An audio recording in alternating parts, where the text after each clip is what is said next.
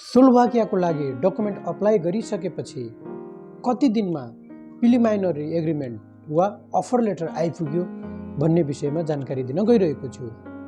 हामीले असोजको 18 गते काठमाडौँमा रहेको WRSबाट स्लोभाकियाको लागि डकुमेन्ट अप्लाई गरेका थियौँ।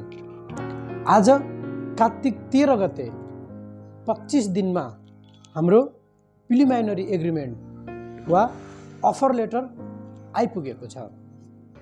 कति दिनपछि वर्क पर्मिटको लागि कन्फर्मेसन लेटर आउँछ सो विषयमा पनि मैले अर्को भिडियो बनाउने छु। योभन्दा अगाडि पनि मैले भिडियोहरू बनाएको छु, त्यो भिडियोलाई पनि एकपटक हेरिदिनु होला। भिडियोलाई लाइक कमेन्ट गरिदिनु होला र च्यानललाई सब्स्क्राइब गरिदिनु होला।